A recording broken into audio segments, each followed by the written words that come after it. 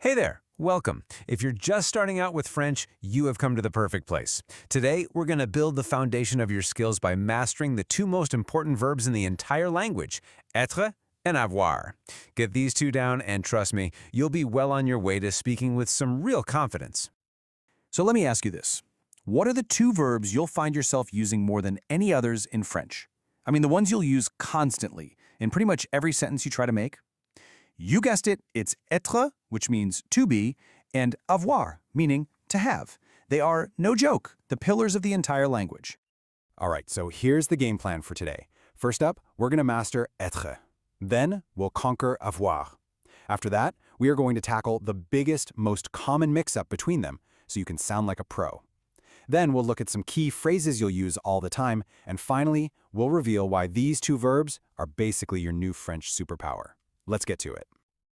Okay, first up is être. This is your go-to verb for to be.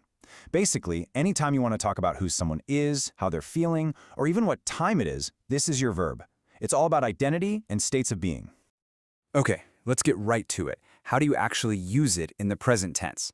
Now, it is an irregular verb, which, just means we got to memorize these forms. No big deal. I'll say them and you can repeat them out loud with me. Ready? Je suis, tu es, il est, elle est, nous sommes, vous êtes, ils sont, elles sont. Awesome. Let's lock those into our memory. Okay, here is a massive pronunciation tip that's going to make you sound way more natural. It's something called a liaison. When you say vous êtes, you don't say the two words separately. The S at the end of vous actually links up with the A and makes a Z sound. It all blends together to sound like vous êtes. Hear that Z sound? That's the key. This is a must-do, and it's a fantastic habit to start right now. So, where are you going to see this in the wild? Well, for starters, for identity and description, il est français, he is French, elle est grande, she is tall. You'll also use it for a temporary state or condition, tu es en colère, are you angry? And yep, even for telling time, il est 8 heures, it is 8 o'clock. All right, ready for our second superstar verb? Let's talk about avoir. This is your verb for to have. And sure, it's about possession. But here's the thing. Its real power is how the French use it for everything from physical traits and age to a whole bunch of different feelings. It's an incredibly versatile verb. So let's check it out. Okay, let's break down the present tense for avoir. Right off the bat, you'll notice j'ai becomes j'ai with an apostrophe. That's just because the next word a starts with a vowel. Let's run through them. J'ai, tu as, il a, elle a, nous avons, vous avez, ils ont, elles ont. Perfect.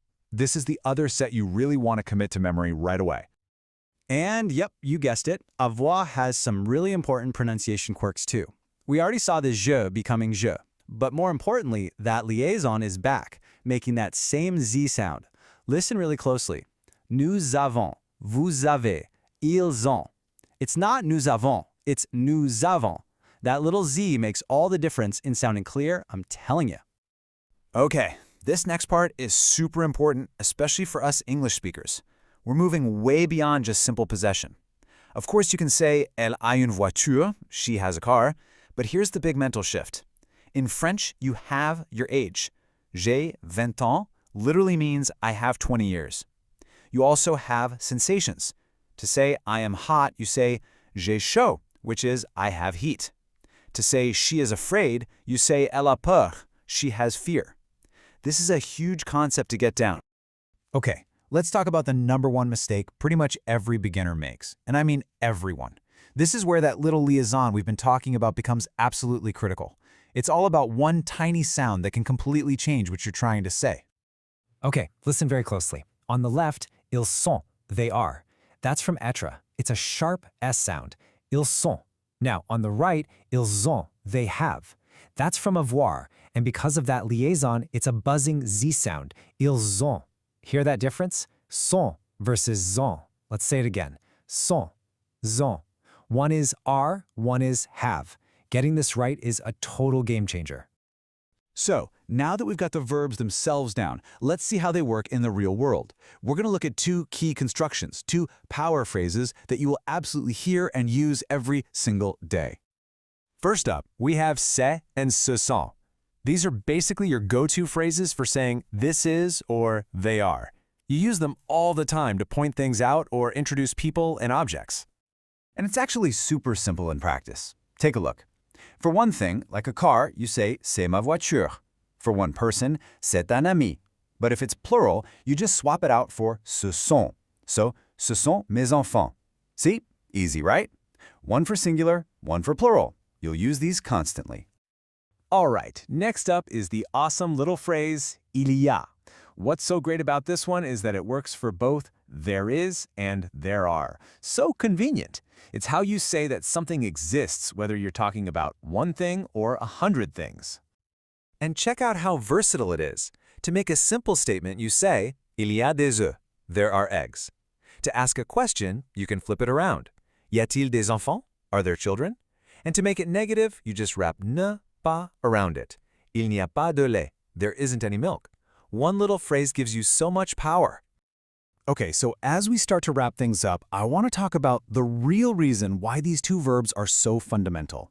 It's not just about being able to say I am or I have. These verbs have a hidden superpower that's going to unlock the rest of the French language for you. So here's the big secret. Être and avoir are also what we call auxiliary verbs. A better word is helping verbs. What that means is you actually use them as helpers to build other tenses, especially the main past tense, the passé composé. You literally cannot talk about things that have already happened without them. They are the keys that unlock the door to telling your own stories. So there you have it. You've just built the absolute bedrock for your French skills. With être and avoir in your pocket, you're ready for the next big step. So the only question is, are you ready to go unlock the past tense?